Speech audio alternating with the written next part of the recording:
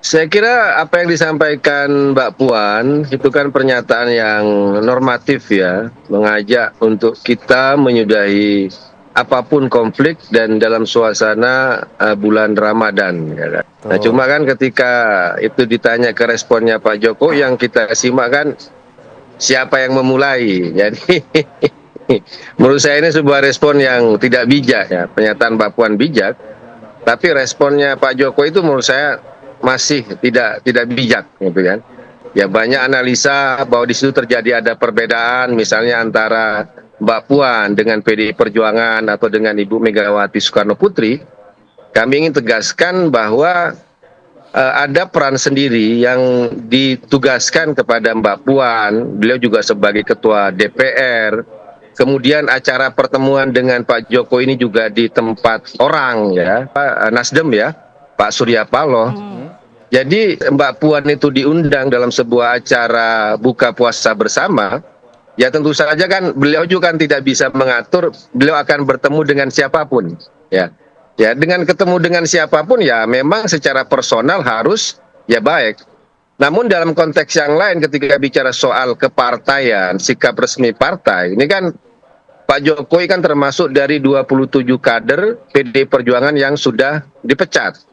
Dan untuk pemecatan Jokowi di PDI Perjuangan itu tidak ada perbedaan.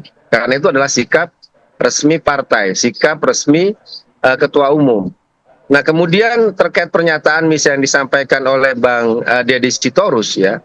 Ini kan yang kami lihat respon Pak Jokowi dan relawan Jokowi ini yang kami lihat berlebihan.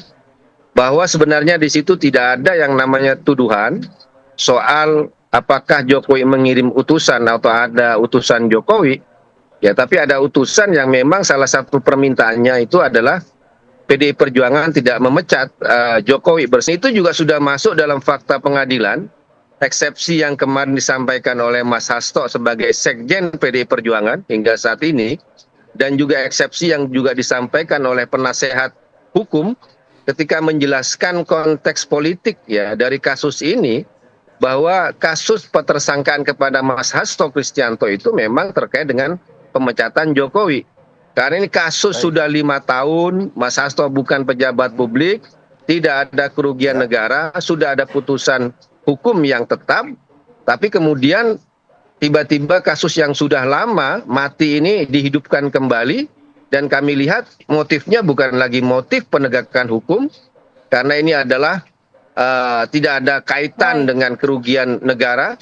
Kalau KPK memang mau tegas menegakkan hukum memberantas korupsi, kan sudah jelas itu dalam Undang-Undang hasil revisi 2019 bahwa KPK tidak menindak angka yang di bawah 1 miliar. Kalau kita bicara soal dakwaan jaksa, ini kan dugaan yang diberikan kepada Wahyu Setiawan 600 juta dan Wahyu Setiawan pada tahun 2020 sudah mengembalikan uang itu, dan segala putusan sudah menegaskan 2 putusan itu semua uang yang diberikan kepada Wahyu Setiawan itu berasal dari Harun Masiku, tidak ada dari nama Hasto Kristianto. Tiba-tiba sekarang secara manipulatif KPK menyebut ada uang dari Hasto Kristianto. Jadi kami lihat ini bukan kasus hukum tapi kasus politik. Nah di situ.